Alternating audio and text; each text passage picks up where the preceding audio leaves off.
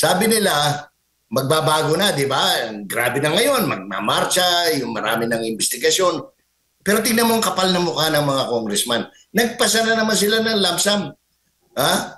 Doon sa unprogrammed appropriations.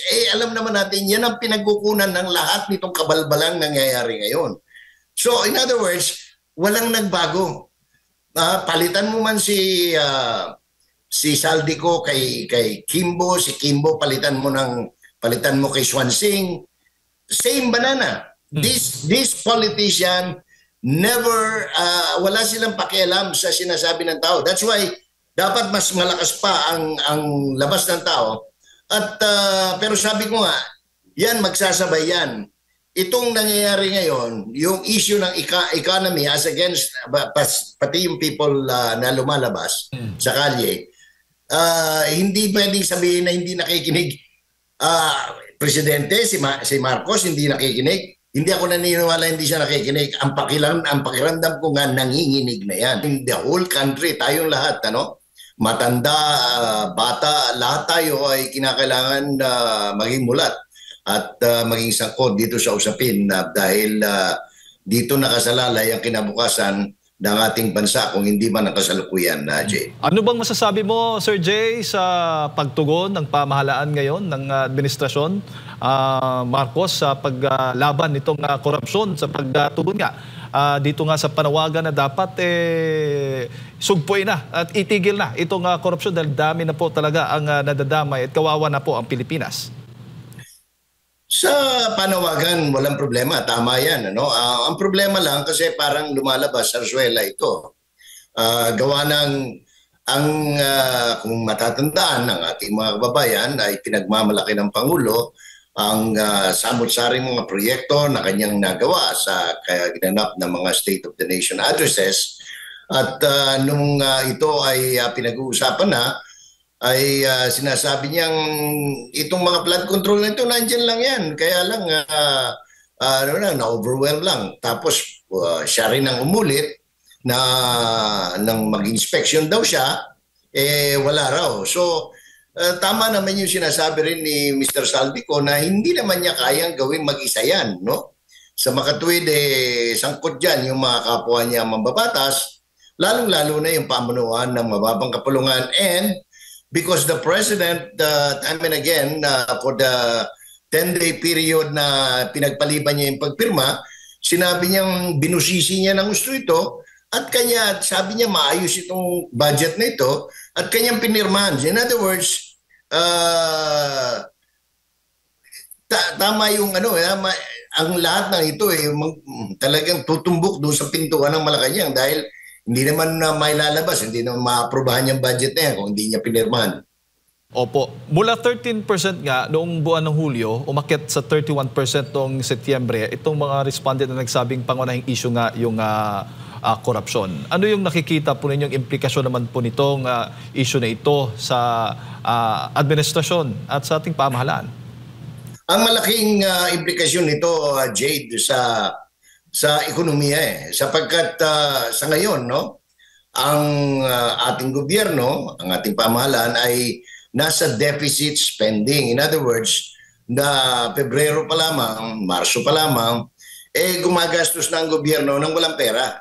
Ang nangyayari, utang tayo ng utang at ngayon yung mga dayuhang bansa ayaw na magpautang, ayaw na mag-invest. So makatuwid, in the next few weeks or months, magkakaroon ng impact ito sa presyo ng bilihin, sa recession, sa inflation.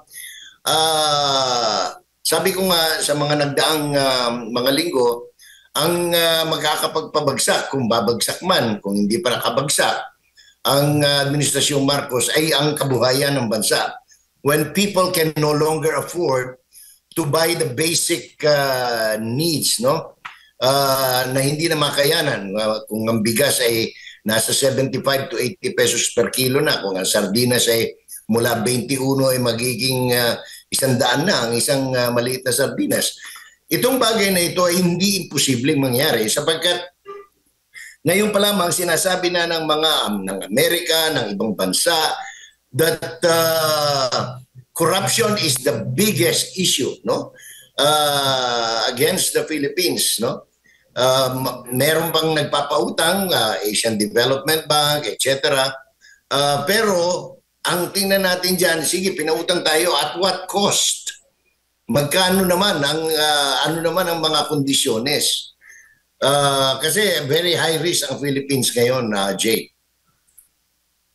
Sir Jay, sa personal mong pananaw, at least ba, kasi sinasabi ng ombudsman o ng bagong ombudsman, at least may 200 daw na mga possible na makakasuhan o maaaresto. Mauli dahil nga po dito sa maanomaliang flood control projects. Sa ganito bang mga pahayag o sa ganito bang development na narinig at nakikita po ninyo, at least ba naiibsan po ang inyong pangamba, ang stress level po ninyo patungkol po dito sa korupsyon? Alam mo, ayaw ko lang may stress eh. Kasi ganito, tingnan natin, mas madali kasi kwentahin yan kapag ka-figures ang nilagay natin, Jade. Number one, kung di ako nagkakamali ngayon ang ika-80 araw, simula nang pumutok itong mga investigasyon daw, no?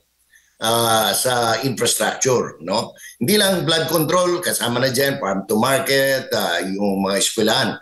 Okay. Ano ang nangyari over the last 80 days? Number one, ang malinaw, ang nakikita nilang ninakaw sa kabangyaman ng bansa ay 1.7 trillion pesos. Yun ang nawala, yun ang naibulsa, yun ang naglaho. Yun ang kinulimbat, yun ang pinandambong, no? So malinaw yun, number one. Number two, ang sinasabi nila, 421 ang identified na ghost projects. Sa flood control pa lang ito, hindi pa natin pinag-uusapan yung na-discover kahapon sa budget hearing ng Senado na out of, let's say, 1,700 classrooms, naitayo lang pala with only 2.5 months or less going before the end of 2025, ay 22 lang na classroom ang naitayo, no? Talagang grabe. Tapos, meron na bang nasampahan ng kaso na politiko? Wala, di ba? May na-identify na ba doon sa 67 na congressman na sinasabing contractor? Wala, no? Okay, nakasuhan na ba si Saldico na sinasabi nila noon na mastermind? Wala. Na-cancel na bang passport niya? Wala. Di ba? Nasundo na ba siya mula sa Four Seasons Hotel sa Madrid? Wala. No? Nasiyasat na ba siya sa bahay niya sa France? Wala. Anong tawag nito? Sinasabi, lumabas yung pangalan, mastermind kasama ni Saldico. Former Speaker Romualdez. Diba? Inimbestihan, pumunta. Tapos, madami daw siyang dalang dokumento. Wala naman sinasabi, ano yung mga dokumentong yon? Wala. Diba? Tapos ngayon, dapat mag-attend siya ngayon. Sabi niya, hindi siya pwede dahil meron daw medical procedure. Anong medical procedure? Wala sinasabi. So, wala na naman. Sa puso ba yan? Sa utak ba yan? Ano ba yung gagawin sa kanyang, ano ba operahan? Sa bayag ba yan? Hindi natin alam. No? Okay. Tapos, ang sabi, naglabas ng statement si Mr. Ko, yung dating appropriations chair. Ang sabi niya, hindi ko naman kayang gawin mag-isa yan, which is true. No? Kailangan niya dyan, the approval of his peers. Yung mga kasama niyang mambabatas. At sinasabi nga na yung 246 na pumirma daw sa impeachment ni Vice President Sara, ang pinamigay na pera doon galing din dito sa flood control scandal, no? So wala pa ring nangyayari doon. Wala pa ring nakakasuhan na taga DPWH, puro lang press release na tinanggal. But remember, these are career executive officers. And under our law sa civil service, you cannot just remove them. Pwedeng mag-appeal pa yan, pwedeng makabalik pa yan. Okay? Sabi ni Ombudsman, ang daming kakasuhan. Puro press release. Pero walang nakakasuhan. Not even a single contractor. Wala, kahit runner lang, kahit na yung tiga-abot lang ng kape doon sa public works. Wala. Not Bunuan, not what's her name? Cabral, sino-sino pa yung mga Tarpulano na in-identified na sangkot dito sa kasong ito. Kaya ang suma total, iisipin mo, wala talaga. Lahat ito sarsuela. Di ba? So, atay pa ng taong bayan, Sir Jay, na arestuhin pa o dumating ito si Zaldico para may mapanagot na. Dahil sabi nga, missing link itong si Zaldico na tumatanggi naman na dawit siya dito sa mga issue ng korupsyon. Hindi missing link. One of the links, but certainly not a missing link because there are other links. You're talking here of 246 congressmen. 67 are said to be contractors. O malinaw naman, sino-sino ba yan? You're talking of J.J. Suarez. Ngayon may bagong kasong isinampan na naman na plunder against him in the ombudsman. Si Zia Alonto, Ajong. Malinaw naman yung MMA contract construction nila. Si Dong Gonzales ng Pampanga. Yung kanyang pamilya, yung nagkontraktor nung sa Arayat na bumigay na dam. Marami dyan yung babakla-bakla na Balbasarado tiga La Union, si Paulo Ortega. Nakita naman si Sandro Marcos. Nakita ang dami with matching pictures, may resibo ika nga ng mga hindi natapos o mga ghost projects sa Ilocos Norte. In other words, ano pa bang hinahanap ninyo? Unless nakapiring kayo, ang gusto niyo lang makita yung confidential, pinipilit niyo yung confidential fund ni Vice President na matagal na sarado, sabi ng COA. Pero Sir Jay, di ba given all the facts at mga naranasan din natin sa mga nakaraan, kapag kaalyado ng mga Duterte, ang bilis po ang papakulong. Given all the facts doon sa mga Senate hearings na narinig na po natin sa mga investigasyon na ginagawa patungkol nga po dito sa mga anomalyang flood control projects, dapat may makulong na, may mapanagot na. Oo. Dapat, ang dami na dapat na kahit na huwag na yung nakulong, no? Nasampahan ng kaso. Siyempre, kung plunder yan dahil bilyon-bilyon, trillion yung pinag-uusapan, dapat nakakulong na yan. Wala eh. Puro tayo press release. Puro tayo, ang gaganda ng mga statement ng presidente, hindi ko ikaaya na magkakaroon ng nakawan, ganun din. Alam mo, these are all spin ng mga PR companies, ng mga PR group na nagpipinta ng maganda. Hindi kailangan ng tao yan. Alam na ng tao eh. Imposibleng hindi pa alam. Nandiyan na nga yung mga kung ano-anong istorya eh. Tapos may mga pagbabanta, no? Na ganito, ganyan. Ikukulong, aalisan ng pensyon. Anong tawag yan? Ewan ko lang ha. Basta, iba itong anong tawag. Ako, from the very beginning, sabi ko nga, nung tinayo yung ICI na yan, wala akong kabilib-bilib. Dahil, obviously, una, walang ngipin. Pangalawa, walang batas. Wala siyang talaga, pampapogi sa madaling salita. No? Kung sino man yung dapat baguhin yung imahe. Maging yung mga negosyante ngayon, Sir Jay, ay ang nagpalabas din ng kanilang mga pahayag at saloobin. Naiinip na nga sila, tababahala dito nga sa mabagal na aksyon ng gobyerno at pag-atras ng mga foreign investors. Mismong si ECOP President, yung nagsasabi po niya, si Sergio Ortiz Luis Jr. kahapon, may event nga sila. Ano naman ang masasabi po ninyo hinggil po dyan? Alarming na ho ba ito? Alam mo kasi, Jade, sa pagninegosyo, hindi na, ang negosyo ngayon hindi na yung dito ka lang, Pilipinas ka lang. Kailangan meron kang global partner. So, ngayon nagsasalita, Philippine Chamber of Commerce and Industry, Makati Business Club, Employers Confederation of the Philippines, lahat sila because ramdam na nila. Kaya ito yung mga negosyante na nag-i-import ka, nag-i-export ka. Kapag ka wala na nagtitiwala sa bansa mo dahil sa corruption, anong tawag nito? Napakahirap na magnegosyo. Hindi naman ito ordinaryong pagtitinda sa sari-sari store ang pagninegosyo nila. Merong partnership dyan sa pagtatayo ng iba't ibang mga kumpanya, ng iba't ibang mga manufacturing firm, or even in the construction of vital economic infrastructures like roads and bridges. Anong tawag nito? Internet facilities, telephone, lahat yan.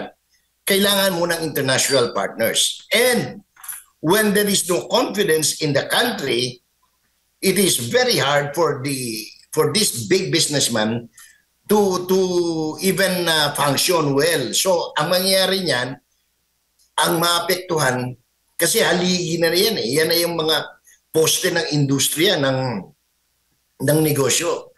Pag sila ay naging mabuhay na, kukulapso ang bansa. Oo. At kaugnay pa rin po dito sa pagtugon sa issue ng korupsyon, Sir Jay. May ilang mga mambabatas na, senador, hindi ko alam kung may mga kongresista bang nagpapalabas ng kanilang statement of assets, liabilities and net worth. Ito bang pagpapalabas, pagsasapubliko ng SALN ay para po sa inyo, ang dating po ba sa inyo ay parang ito ay patunay na ito ay hindi dawit sa korupsyon, ito, safe ito, kumbaga, matatawag mo. Band-aid lang yan. Anong pagpapatunay? Na unang-una, wala naman binago sa batas. Hindi naman pwedeng baguhin ang batas ng isang statement lang mula sa bagong hirang na ombudsman. They have to abrogate the law. The law says, bago ka makakuha niyan, kinakailangan, ang tawag niyan, magre-request ka, dami mong requisition. Meron ba silang nagkusa? Puro pasikat eh. Bukas ako na ang aking SALN ay ilabas sa publiko. Binuksan ba niya? Hindi. Puro kwento eh. Walang kwenta. Pag sinabi siya ng binubuksan ko, eto, ibubulat-lat mo, patawag ka ng press conference, eto yung aking SALN. Yung 14 na kotse ko diyan, noon pa yan, bulok na yan ngayon. May mga explanation ka, wala eh. Puro I am open. Di ba? Ano sabi ni Ontiveros, bukas ako. Ano sabi ni ganito, ni Tarpulano, ni Congressman ganyan, bukas kami. May binubuksan ba sila? Wala naman eh. Puro kwento eh. Di ba? Opo. At dahil pa rin sa kabila ng mga aligasyon nga ng korupsyon sa mga proyekto ng infrastruktura, Sir Jay, particular na sa mga flood control program, may mga panukala din, di ba? May mga nagsasabi dapat buwagin na itong tanggapan nga ng DPWH. Pero ang Malacanang, may sagot po dyan, may tugon at hindi po kailangan daw buwagin itong DPWH. Ano naman po yung reaksyon po ninyo dito sa naging pahayag ng Malacanang?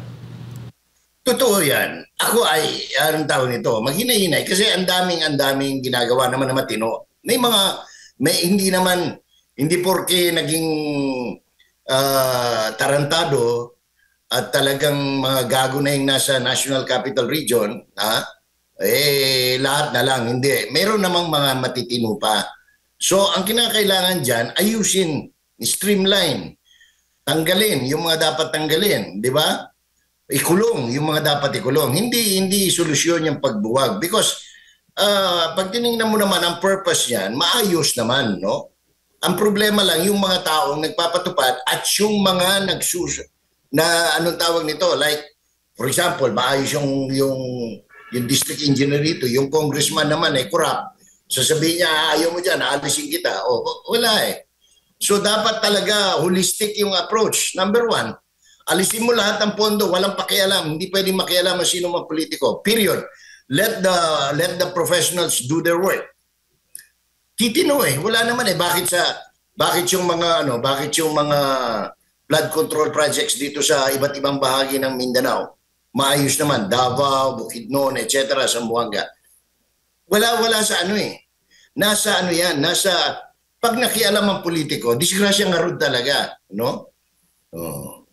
Bago ko lang pasok kay partner Admar, iba't ibang grupo na po patuloy. Every Friday ata may mga protestang nangyayari, anti-protest rallies dahil nga po dito sa mga maanumalyang flood control projects na didiscover, mga ghost projects.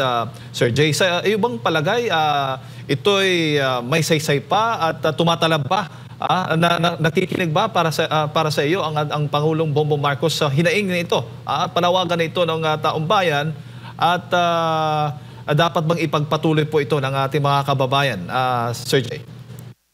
Dapat sustain yan, no? Kasi once na hindi mo sinustain yan, makakalimot na yun, dadaanin na lang sa limot. O sige, tuloy na naman.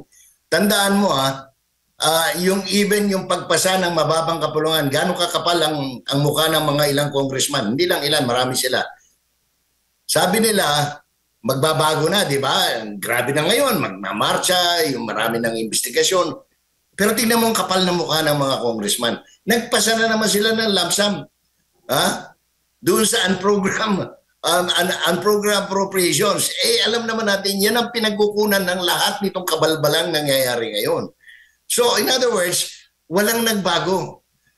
Palitan mo man si Saldico kay Kimbo, si Kimbo palitan mo kay Swansing.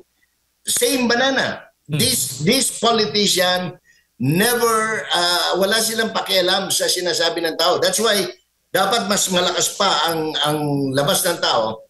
At pero sabi ko nga, yan magsasabay yan. Itong nangyayari ngayon, yung issue ng economy as against pati yung people na lumalabas sa kalye, hindi pwedeng sabihin na hindi nakikinig. Presidente, si Marcos, hindi nakikinig. Hindi ako naniniwala hindi siya nakikinig. Ang pakiramdam ko nga nanginginig na yan. Kasi hindi na nila alam kung anong gagawin nila, anong klaseng pagtatakip eh. When they are that rattled, that means to say, alam nila that the end is near. Because they're not doing anything to solve the problem. Dugtong ko lang, partner, bago lang meron bang isang tao, tatawag natin Superman ba, na kayang iahon tayo mula dito sa mga issue na ito na malawakang korupsyon sa bansa? Sir Jay, nakikita po ninyo, alam mo, meron ba? Lahat tayo, hindi pwedeng isa lang eh. Lahat tayo, mag-uumpisa yan. Kasi nga, ang dyan, sino ba naghalal dyan? Tayo eh, Pilipino eh. Talagang kinakailangan magsakripisyo. Bakit may mga lugar na mauunlad? Dahil nagsasakripisyo ang tao eh. Baka sabihin nila, dyan na naman kayo, Davao. Simple lang, sample natin eh. Sample Davao, bakit malinis? Kasi walang nagkakalat na tao. Di ba? Bakit daw Kasi wala sumusunod sa batas eh. Kapareho niyan, sinasabi ng di ba, in interview. Bakit kalakas-lakas ng lindol? 7.4, 7.6. Bakit nakatayo pa yung mga gusali sa Davao? Bakit parang walang nangyari? Kukunti, may isa yata, dalawa namatay. Ilan ang nasugatan. Pero not in Davao City. Kukunti sa Davao City, meron sa Davao Oriental. Bakit? Kasi sumusunod. Nobody's bending the law. Di ba? Naalala ko tuloy nung si Basti pa ang mayor, elected mayor. Galit yung ibang negosyante. Sobrang stricto eh. Yung setback na 3 meters, tapos yung klase ng kabilya na ginagamit pag construction sa pinakikialaman ng building official ng Davao City. Pero ngayon, natutuwa sila. Dahil kung hindi naging stricto, maraming building gumuho doon sa lakas na yon. Sa Manila mo dalhin yung ganong klaseng, anong pangalan nito? Paglindol, baka ang dami na dyan gumuho.